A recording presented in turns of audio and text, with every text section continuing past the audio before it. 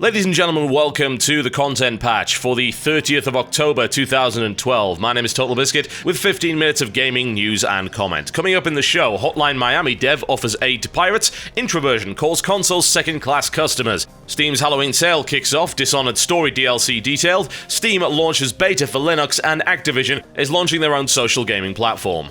Jonathan Soderstrom, who is the developer behind Hotline Miami, which just came out a few days ago, has actually gone over to the Pirate Bay and in the comments section has been attempting to help out people who are trying to run bootleg copies of Hotline Miami, which is a really curious move indeed. So what happened was several users on Pirate Bay had complained about their inability to actually run Hotline Miami, and the developer came along and said, we're working on an update that hopefully will take care of any and all bugs, and we'll try to do some extra polish in the next few days. He also commented that it would be great if you could update the torrent when the patch is out. It would be great if people could get to play it without any bugs actually popping up.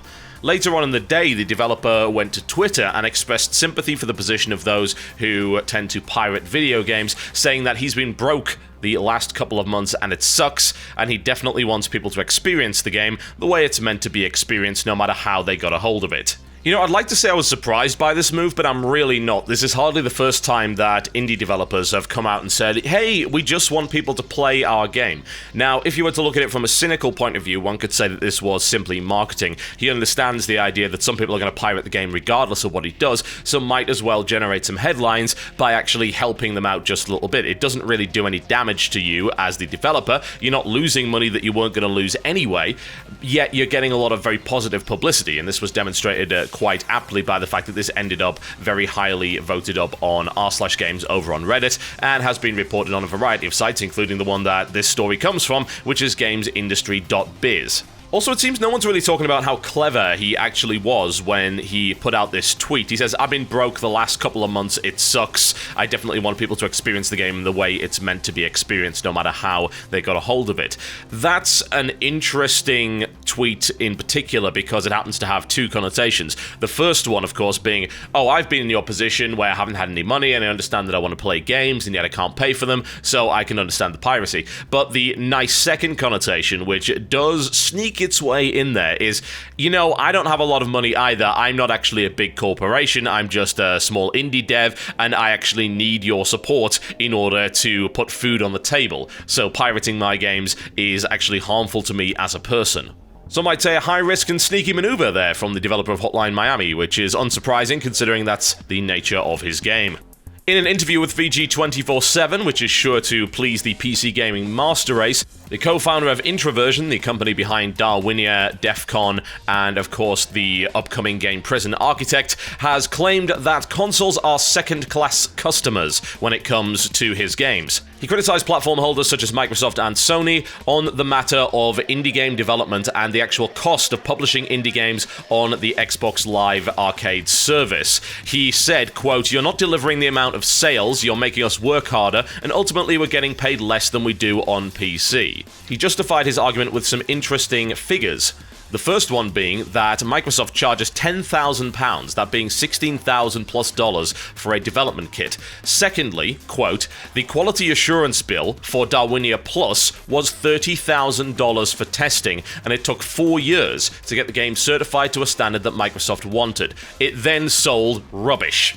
As a result of this, the next title from Introversion, which is of course Prison Architect, the alpha of which is currently available right now, will not be published on Xbox Live Arcade or the PlayStation Network store. Morris goes on to say that we've got no interest in working with any of the big console owners now with Prison Architect. The only thing we might do once the game's out there is license it to another developer to do the port on our behalf. This is an interesting statement there from Introversion, especially bearing in mind that over the last couple of years, both Sony and Microsoft have been on this big push to grab these so-called premium indies for exclusivity deals. We've had all sorts of games that have come out on Xbox Live Arcade or PlayStation Network exclusively for a degree of time, simply because they want these titles to stimulate sales on their store and get people onto the store and actively using their online system. Summer of Arcade is a huge example of this, where they've got this huge promotion for some AAA indies, some premium indie titles, and they push them really, really hard indeed.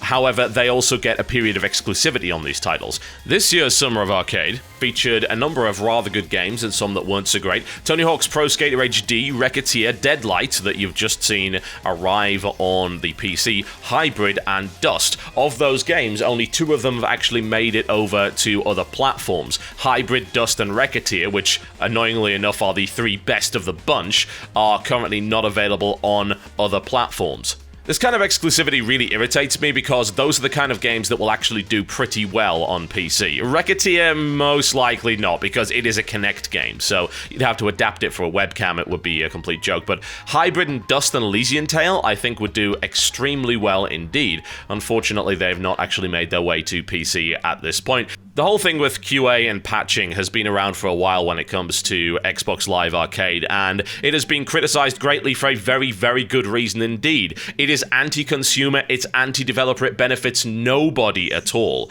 even though it is hidden under the guise of ensuring that there is a quality product there on Xbox Live Arcade. But as we discovered, especially with the Fez incident, this doesn't necessarily work out in the favor of the consumer, and if patches are too expensive, then the company will often opt simply not to perform them at all. With the excellent sales cycle and the fact that it doesn't cost to patch your game on Steam, it's unsurprising to see companies like Introversion saying, you know what, PC is the place for us for the moment. Steam's Halloween sale has begun. Hallows Eve sale specifically is what they're calling it. This is currently running and will wrap up at the end of October 31st. Now, this does have a spooky theme to it, although a lot of these games really aren't all that spooky at all, I have to say, but we'll go with it anyway. Currently, there are 58 games on sale, and they range anywhere from about 25% off all the way to 80% off, which is pretty damn significant. There are a number of featured games on sale. You'll find this at the top. In fact, more than half the library is in the featured section, which is a little odd to say the least, but I'll go through these and give you my personal picks as regards to good value, and of course good gameplay, more to the point. Do note that a couple of these sales are actually misleading. Deadlight is in fact not discounted more than it was previously. It was on 15% off prior to this sale going on, and remains 15% off along with Left 4 Dead 2, which is currently 75% off and has been for the last few days. Alright, so recommended games of the sale. Obviously Left 4 Dead 1 and 2. I don't think anyone really has to discuss that. That's been on sale about 5,000 times already, but if for some reason you haven't picked it up already, then it is worth grabbing. Hell Yeah, Wrath of the Dead Rabbit is 50% off already, which is great for those of you who are waiting for a price drop on this title. I very much enjoyed it, so I would recommend having a look at that one. Killing Floor, 75% off, and that one is a classic. I mean, that's been on sale about 5,000 times as well, but has just got a community weapons pack, which updates the game with new content, as well as a bunch of Halloween stuff. It's always good. And we've got Atom Zombie Smasher, 75% off. That is the price of a burger or less, and that is a wonderful game. Very difficult, actually. A very difficult zombie strategy game. Well worth it, with a nice 50s, 60s kind of vibe to it. Both Bioshock games, 75% off. Both definitely worth having as far as I'm concerned. Cthulhu Saves the World and Breath of Death 7, so cheap that it just beggars belief. 67% off these already very cheap titles, so do go and have a look at both of those. Nation Red for 80% off, definitely worth having. That is a absolutely awesome arcadey wave-based zombie game that I enjoy very much indeed. You can also pick up The Darkness 2 for 75% off, which is a great price, and the entire Walking Dead pack is also available with a 40% discount. Last but by no means least, take a look at Vampire the Masquerade Bloodlines, one of my favorite games of all time. Make sure to download the unofficial patch, the latest version, because that is a pretty buggy game. 75% off that price, as well as They Bleed Pixels for 67% off, which is a surprisingly deep discount considering how new that game actually is. And if you want to check out footage of that, then check out my WTF Is, or indeed the playthrough over on Dodger's channel. A really nice, arcadey, and rather gruesome platform action game. Those are definitely my picks of the sale, although there are plenty more, so by all means go and click the link in the description below this video to see the full list of titles currently available, and once again, the sale runs through to the end of October 31st. We've got some more information on the subject of Dishonored DLC. The first one has been announced. It goes by the name of Dunwall City Trials, which is focused on challenge-based content and is going to cost $4.99. Now, there are more add-ons scheduled, but not until next year. The first one of which goes by the name of The Whalers, which is supposed to introduce new environments as well as weapons, powers, and gadgets, and a set of supernatural assassins called The Whalers. Bethesda and Arcane are also promising a third DLC which will be very much story-driven, and the details of which are being kept very much a secret until next year. All the add-ons will be released simultaneously across PlayStation 3, PC, and Xbox 360, with Dunwall City Trials scheduled for release in December. Now, I'm really glad to hear that there's actually going to be some story-driven content, because I don't know about you, but I was disappointed to hear about Dunwall City Trials. That's really not what I was looking for. For $5, it seems like maybe it'll add a little bit into the game, but honestly, this challenge-based stuff is really not what I was looking for with a game like Dishonored whatsoever. It's like the idea of putting in challenge modes into something like Deus Ex Human Revolution. It just doesn't work. What you want are new environments, you want new weapons, powers, and things like that, especially for non-lethal plays. That's something that I criticized the game for, that it just had a complete lack of non-lethal takedown methods, including only 2 in nature, and many of the powers were inherently violent and actually caused high chaos ratings. So I'm hoping the Whalers will add something in that regard, and we'll see what the DLC brings next year. Let's not ruin a really good game with very bad DLC, because that has happened before, and I'm hoping that Bethesda actually gets the idea of this. It's debatable whether or not Bethesda's actually been doing better or worse lately when it comes to DLC.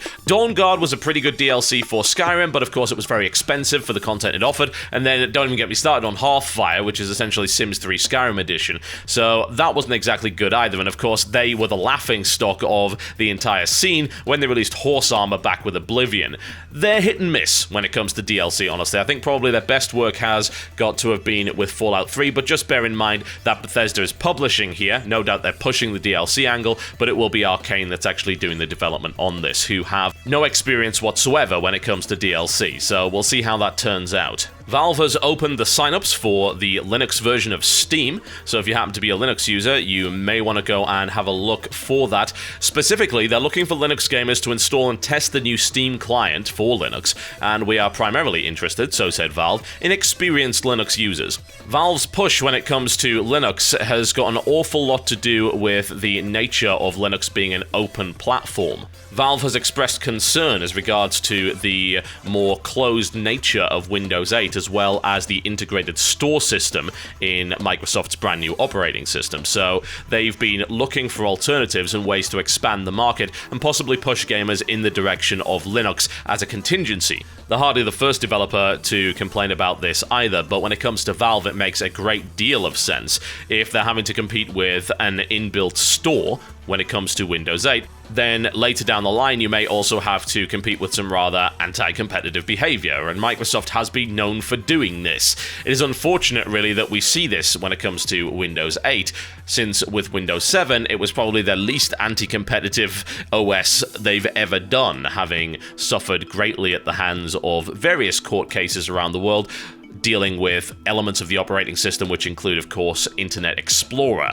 One way or the other, it's good to see Valve taking the initiative here. I think they're probably the only company that can when it comes to convincing gamers that Linux might be a good option. Personally, it's not for me right now. I'm always keeping an open mind when it comes to Linux, but quite frankly, if I'm doing a lot of gaming and I'm also doing a lot of editing work and things like that, Linux is not a good operating system for me at the moment.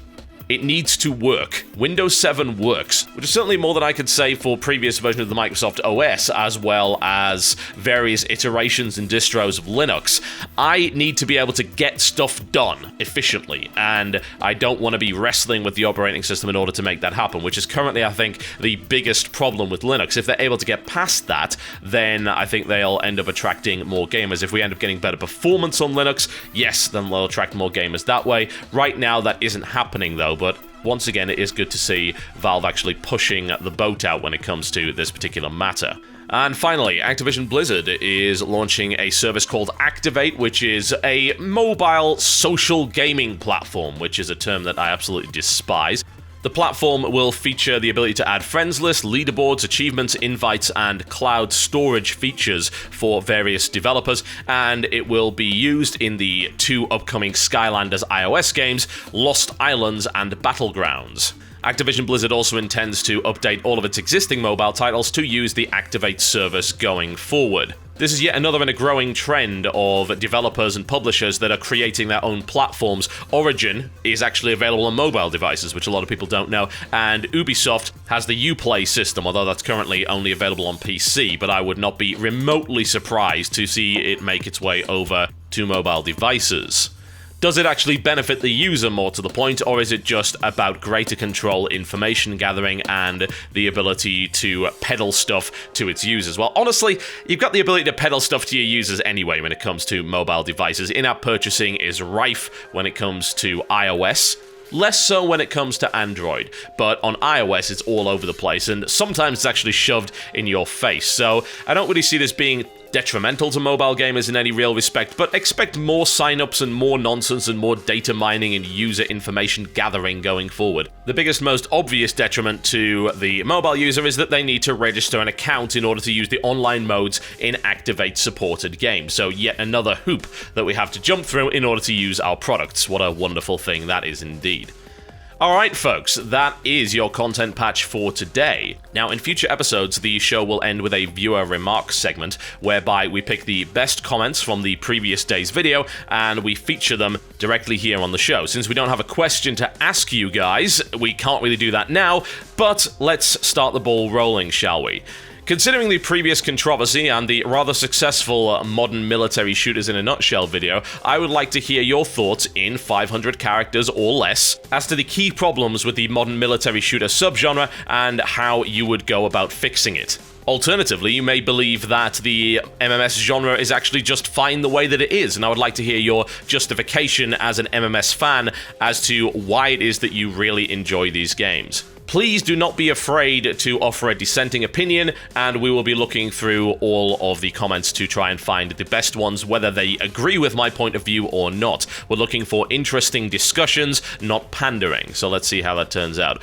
Thank you very much for watching, folks. This has been the first episode of Content Patch. If you have feedback for the show, please do leave it in the comment section below this video, and if you liked it, then you can help Content Patch get a great start by, of course, liking and favoriting this video. I don't ask for that very often, but as you guys are well aware, it's actually quite important for getting a great deal of views and interest in particular pieces of content on YouTube. It's sad that the system is the way that it is, but we would like to start this show off with the best possible audience, and that does a great deal to ensure that that actually happens. Thank you very much for watching, folks, and I will see you next time.